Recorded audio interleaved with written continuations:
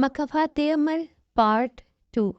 शाम को ज़फ़र के घर आते ही नसरीन ने रोना धोना शुरू कर दिया। क्या मेरा इतना भी हक नहीं है आपकी बेटियों पे, जो ज़रा सा डांटने पे आपकी चाची ने मुझे मेरे घर में ही बेइज्जत किया और इन दोनों को ले गई यहाँ से। नसरीन ज़ोरों शोर से रोने का ड्रामा कर रही थी।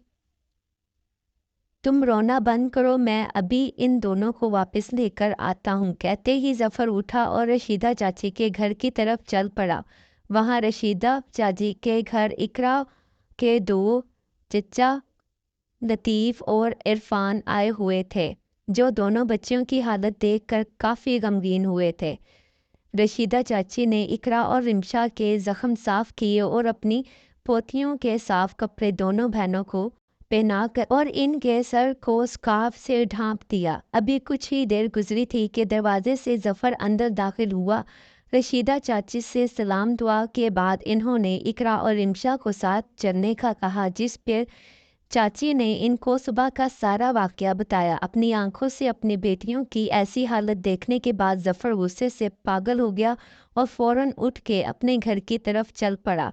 रशीदा चाची, ज़फ़र के दोनों भाई और बेटियां भी इनके पीछे भागी। अंदर दाखिल होते ही ज़फ़र गुस्से से नसरीन की तरफ पड़ा। कितनी झूठी और मक्कार औरत हो तुम, मेरी बेटियों की ये हालत करके अब खुद मजलूम बनने की कोशिश कर रही हो। छोड़ूंगा नहीं मैं तुम्हें। इससे पहले कि ज़फ़र नसरीन पे हाथ उठाता, रशीदा और ज़फ़र के दोनों भाइयों ने आगे बढ़कर इसे रोका। बहरहाल नसरीन को किसी किस्म का पछतावा नहीं था। वो एक ही बात कर रही थी ज़फ़र से कि मैं तुम्हारी बेटियों की नौकर नहीं हूँ, मुझे अलग घर लेकर दो या मुझे तलाक दो। लड़ाई बहुत बढ़ गई थी। रशीदा चाची और ज़फ़र के भाई इसका घर बर्बाद नहीं करना चाहते थे, इसलिए लतीफ़ और इरफान ने फैसला किया कि ज़फ़र दूसरा घर नहीं ले सकता। इसके पास इतने पैसे नहीं थे तो वो मेहनत मजदूरी करता था, इसलिए इन्होंने ज़फ़र को मनाया कि इकरा और रिमशा को हम ले जाते हैं, ये दोनों अब हमारे साथ रहेंगी। बहुत मुश्किल से ही सही, लेकिन ज़फ़र मान गया। इस तरह इकरा इरफान के साथ और रिमशा लतीफ़ के साथ इनके घर चली गई। वक्त का काम है गुजरना और वो गुजरता चला गया। पता ही नहीं चला नसरीन की शादी को 8 साल गुजर गए। इकरा अब 15 और रिमशा 17 साल की हो गई थी, मगर नसरीन को अल्लाह ने औलाद की खुशी नहीं दी। जो दूसरों की औलाद पे जुल्म करते हैं, इनकी खुशियां नहीं देख सकते, वो खुद भी कभी खुश नहीं रह सकते। किसी भी डॉक्टर का कोई बताता तो नसरीन वहाँ इलाज के लिए पहुँच जाती। 8 साल के लंबे अरसे बाद नसरीन को डॉक्टर ने खुशखबरी दी कि वो माँ बनने वाली है। इसकी खुशी की इंतहा नहीं थी। वो हर वक्त सोचती रहती थी कि मैं अपने बच्चे को दुनिया की हर आसाइश दूंगी, बड़े से बड़े स्कूल में पढ़ेगा मेरा बच्चा। इन दिनों इसने काम के लिए भी मुलाजमा रख ली थी। ज़फ़र भी बहुत खुश था। आखिर वो दिन भी पहुंच गया जिसका नसरीन को बेसब्री से इंतज़ार था। अस्पताल में बेड पे पड़ी वो मुंतज़र निगाहों से दरवाजे को देख रही थी कि अब इसके बच्चे को इसकी गोद में दिया जाएगा। इतने में दरवाजे से ज़फ़र अंदर दाखिल हुआ, जिसकी गोद में महरून कंबल में लिपटा एक बच्चा था। इसके पीछे कुछ डॉक्टर भी आ रहे थे। नसरीन ने ज़फ़र को देखते ही कहा, शुक्र है ज़फ़र तुम आ गए, कहाँ चले गए थे, मुझे मेरा बच्चा तो दिखाओ।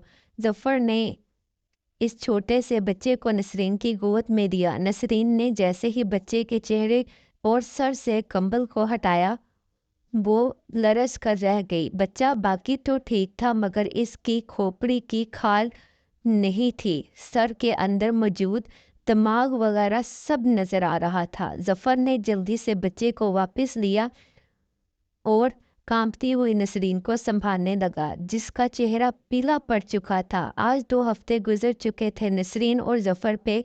वो क़यामत गुजरे रात के 2 बज रहे थे जब प्यास की शिद्दत से नसरीन की आंख खुली। किचन में पानी पीते हुए अचानक इसे वो सब याद आया जो वो 8 साल पहले इकरा और रिमशा के साथ कर चुकी थी, और अपना नन्हा सा बेटा भी। रात के इस पहर किचन में खड़ी नसरीन के कानों में मुसलसल इन बच्चियों की आवाज़ें गूंज रही थी।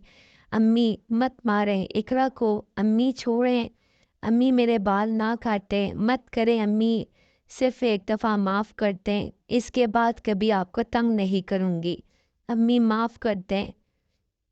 शायद अपनी औलाद को ऐसी हालत में देखना ही था जो आज नसरीन इन मासूम बच्चियों के दर्द को महसूस कर रही थी।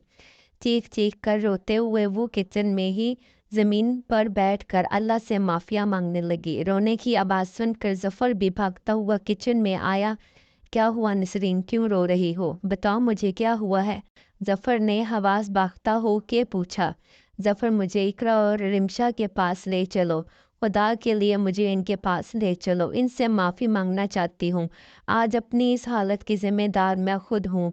ना मैं इन पर इतना जुल्म करती, ना आज मेरे साथ ये सब कुछ होता। जब तक वो मुझे माफ़ नहीं करेंगे अल्लाह भी मुझे माफ़ नहीं करेगा। मुझे ले चलो इनके पास।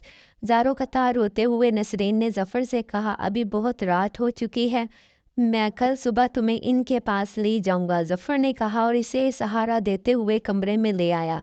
अगले दिन सुबह सवेरे ही ज़फ़र और नसरीन इरफान और लतीफ़ के घर रवाना हुए। इकरा और रिमशा अपनी चाची के साथ किचन में इनका हाथ पटाने में मसरूफ़ थी। जब बाहर से बातों की आवाज़ें आने लगी, लगता है कोई आया है, चलो चल कर देखते हैं, इरफान की बीवी ने कहा और वो तीनों बाहर आ गई।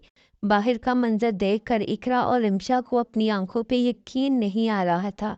जहां लतीफ़ की बीवी नसरीन से सलाम दुआ करने में मसरूफ़ थी, इकरा और रिमशा ने भी आगे बढ़कर सलाम के लिए हाथ बढ़ाया, लेकिन नसरीन ने इनका हाथ थामने की बजाय दोनों को गले से लगा लिया और फूट फूट कर रोने लगी। मुझे माफ़ कर दो बेटा, मैं तुम दोनों से माफ़ी मांगने आई हूँ। मैंने तुम दोनों के साथ बहुत बुरा सलूक किया, इसकी सज़ा भी मुझे मिल चुकी है। मुझे माफ़ कर दो और मेरे साथ घर चलो। जब तक तुम दोनों मुझे माफ़ नहीं करोगी तब तक अल्लाह भी मुझे माफ़ नहीं करेगा। इकरा और रिमशा ने नसरीन की तरफ देखा जो बेहद कमज़ोर नज़र आ रही थी। आंखों के गिर्द गहरे स्याह हल्के मौजूद थे। वो बहुत बीमार नज़र आ रही थी। दोनों बहनों ने इसे माफ़ तो कर दिया था मगर साथ चलने से इनकार कर दिया। अब वापस वो दोनों इस घर में नहीं जाना चाहती थी और इस घर में वो बेहद खुश थी। 2 दिन वहाँ गुजारने के बाद नसरीन और ज़फ़र वापस आ गए।